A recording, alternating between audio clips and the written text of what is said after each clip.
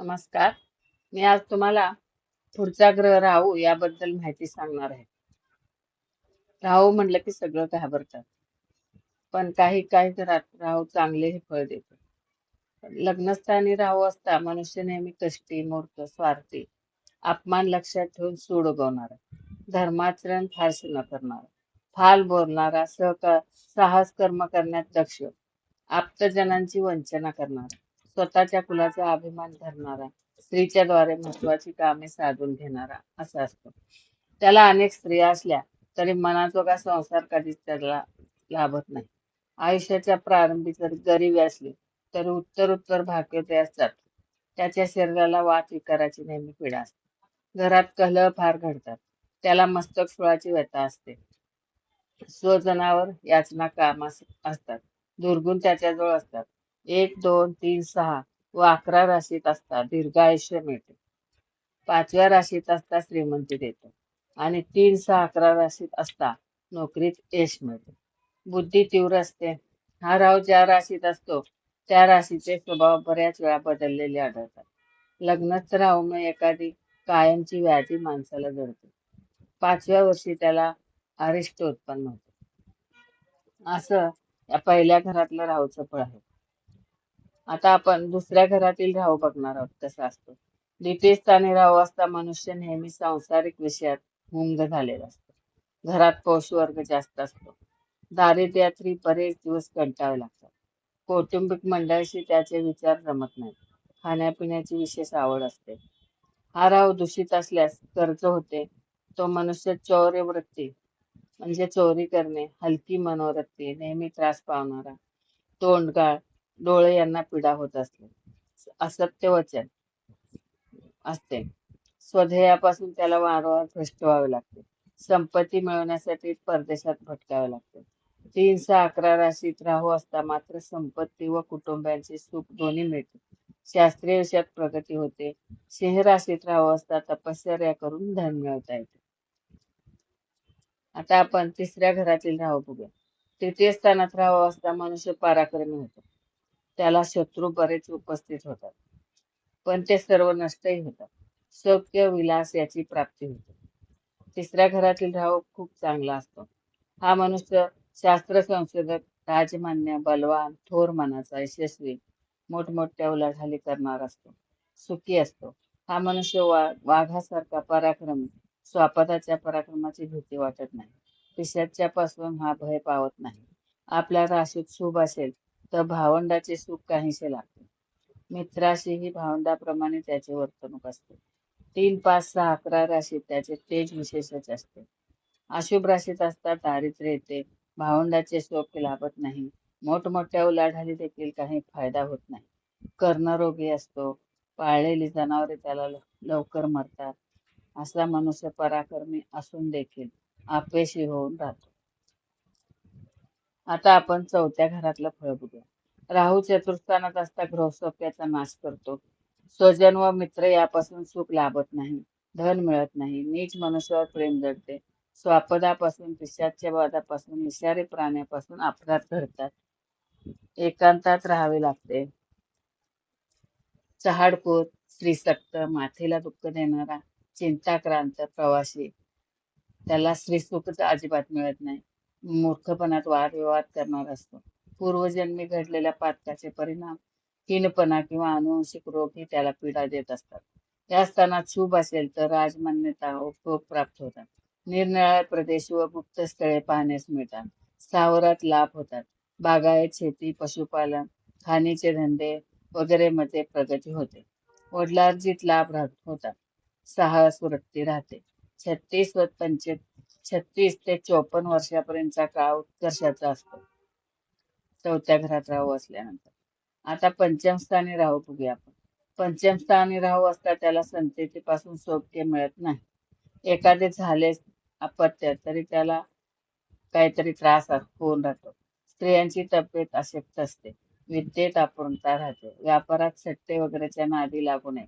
हा राहू शुभ स्थितीत असला तरी कला कौशल्याची आवड चांगली असते. प्रकाशन घडते. व्यापार ठीक चालतो. अधिकार व सामाजिक प्रतिष्ठा चांगली मिळते. बहुधा पंचमस्थ राहूमुळे जन्मभर नोकरीच करावी लागते. पोटात व कुशीत काही रोग झालेला असतो. त्याला वारंवार संशय येतो. ज्या मनाने पराक्रम करायचा त्याच मानाने द्रव्यलाभ होत नाही. नियमाने धर्माचरण करण्याची हौस जरी असली तरी ते घडत नाही. आता आपण 6व्या घरातल्या राहूचं फळ बघूया. षष्ठ स्थानी राहू शुभ स्थितीत असेल, शुभ असेल तर शत्रूंचा पूर्ण पराभव होतो. बहुधा विरोधी लोक त्याच्या समोर उभेच राहायचे नाहीत. मच्छलपणे पुष्कळ कार्य साधतात. धनलाभ बरे होतात. पशुपासून सुख प्राप्त होते. त्याला ऐश्वर्य, पराक्रम, बुद्धिमत्ता, उदारपणा, थोर अंतःकरण, रोगमुक्त होण्याची शक्ती मिळते. मातुल सुख, लोक प्रसिद्धी याची प्राप्ती होते. त्याच्या अंतःकरणातला कावा सहसा कोणाला कळायचा नाही. परदेशी बोलणे चालणे फार प्रिय असते आणि तोच राहू पीडित जरी असेल परस्त्री गमन घडू शकते. भले भले आळ येतात. पशु पिशाच व विषारी प्राणी यांच्यापासून पीडा होते. नोकरी कमी दर्जाची मिळते. प्रेम विराने तो व्याकुळ होतो. उदरव्यथा, पोटाची कटिरोग आणि पीडा होते आणि तो प्रसिद्धीला कधीच येत नाही. पण षष्ठ स्थानात राहू असेल त्याची दृष्टी दुसऱ्या स्थानावर पडून प्रत्येक कार्यात तो यशस्वी होतो आणि कुटुंबापासून वेगळं होण्यासाठी प्रयत्नशील असतो.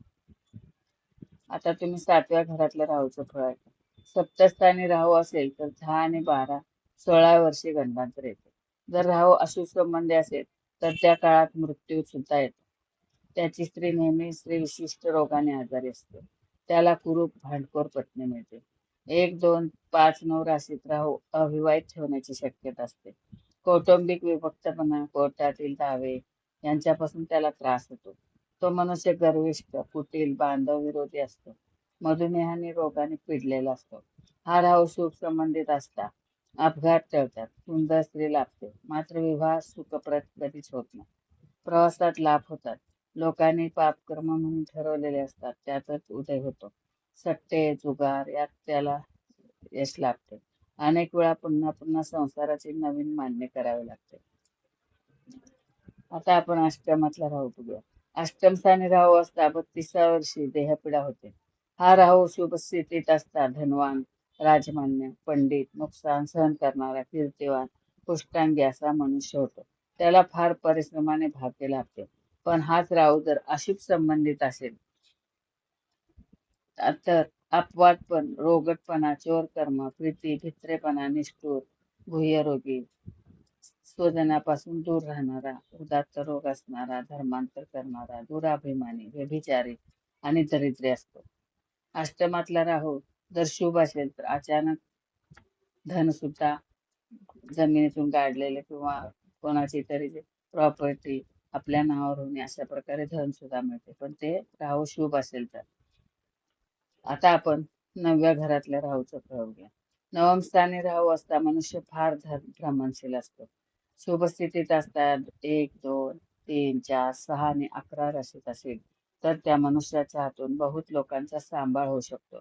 तसेच तो बुद्धिमान, धनाढ्य, सुंदर, अलंकार धारण करणारा, पराक्रमी, दयाशील, तीर्थक्षेत्र, दैवत यावर अनुरक्त, धार्मिक आचरण पाळणारा, सभेत प्रसिद्धीस येणारा, बंधुप्रेमी व जात्या अभिमान असतो. स्त्रीच्या तंत्राने वागतो. 33व्या वर्षी भाग्योदय होतो. पण राहू दूषित असेल तर मात्र पित्रनिंदा करणारा, चहाडखोर, शत्रूकडून नेहमी भयभीत होणारा, आप्तांचे अल्पसुख मिळणारा, प्रवासी, दरिद्री, सत्कर्माने, आळसाने विलंब लावणारा, राजपिढा भोगणारा, स्त्री संबंधी आप्ताकडून त्रास पावणारा, कर्तव्य शून्य, धर्मांतरी करणारा असा होतो. आता आपण 10व्या घरातल्या राहूचं फळ बघूया. दशम स्थानी राहू असता मनुष्य बुद्धिमान व रणोत्सवी असतो. त्याला पितृसुख मिळत नाही. त्या शत्रूवर त्याला नेहमी विजय मिळतो. वाहन सौख्य मिळते. नेहमी आपल्याहून कमी जातीच्या लोकांशी किंवा लेच्छ लोकांशी उद्योगधंद्याच्या बाबतीत संबंध येतात. आपल्या पराक्रमाचा त्याला फार गर्व असतो. तो युद्धप्रिय व नाटक कविता प्रसन्न राहणार असतो. त्याला बलाढ्य लोकांचे चांगले सहाय्य मिळते. स्थावर इस्टेटीचा उपयोग घ्यावयास सापडतो. राजवैभवाचा लाभ मिळतो. किंचित असा मनुष्य राजाचा सल्लागार म्हणूनही काम करतो. व्यापारात त्याला चातुर्य असते. संपत्तीची वाण कधीच पडत नाही. पण राहू सुसंबंधित असता मात्र शुभग्रहाने शुभयुक्त असताना ही सर्व चांगली फळे त्या प्रमाणात मिळतात. आणि राहू त्या स्थानी अनिष्ट स्थितीत असता तो मनुष्य फसवाफसवीची कामं करणारा, शीलरहित, अत्यंत दगदगी, लोभी, सुखी नसतो. सुकलेल्या चेहऱ्याचा, दुष्ट आणि वादपिढीने युक्त, सावरांचा नाश करणारा, स्वजनांचा देशी, स्त्रीबुद्धीने वागणारा, चिंतातूर असतो.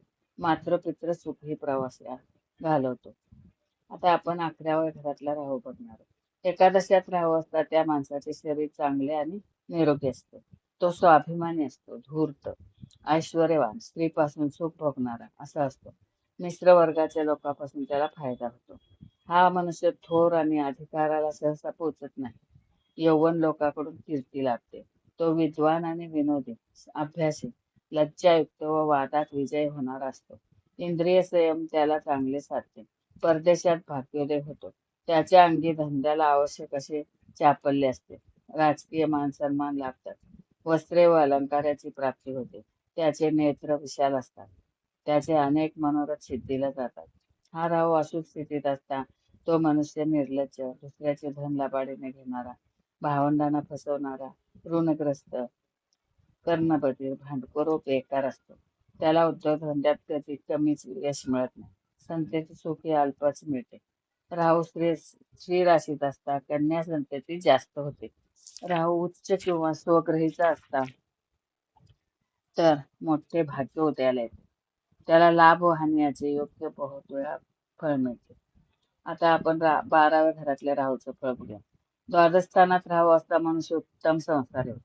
कंजूस वृत्ती असते. मनाविरुद्ध खर्च करावयाचा प्रसंग आल्यावर त्याच्यावर फार येतात. दीनवृत्तीने राहतो. हा राहू अशुभ अवस्थेत असेल तर त्यामुळे मनुष्य चोर, कुकर्मी, रागीट व स्त्रीरहित, सुखहीन व अपयशी, स्त्रीपासून पीडा भोगणारा, बडाईखोर, कर्जदार, क्रूर, धर्महीन, शूलरोगी, वाईट प्रवृत्तीच्या माणसाशी संगती ठेवणारा, भांडखोर, नेत्ररोगी, शरीरास व्यंग असलेला, पायास नकास वारंवार जखमा होत असतात त्याच्या. शुभ राशीत राहू असता त्याला द्रव्य प्राप्ती होते. कुळाला शोभा आणणारी कामे त्याच्याकडून घडतात. त्याला साधू वृत्ती चांगली मिळते. परोपकार घडतात. आहार मध्यम असतो. वाहन सुख चांगले मिळते आणि शत्रूपासून बचाव होतो. त्या स्थानी राहू उच्च व स्वग्रहीचा असेल तरच मात्र ही चांगली शुभ फळे मिळतात. मग प्रत्येक घरात शुभ राहू असेल आणि अशुभ राहू असेल तर दोघांची मी फळं सांगितलेली आहेत. त्यानुसार आपल्या कुंडलीत राहू कसा आहे ते आपण पाहावे व माझ्या करावे. सो अशी होती 12 स्थानांची राहूची फळे. हे काही नोट्स आहेत जे तुम्ही नेहमी रेफर करू शकता आणि पुढच्या व्हिडिओसाठी stay tune and like share and subscribe. धन्यवाद.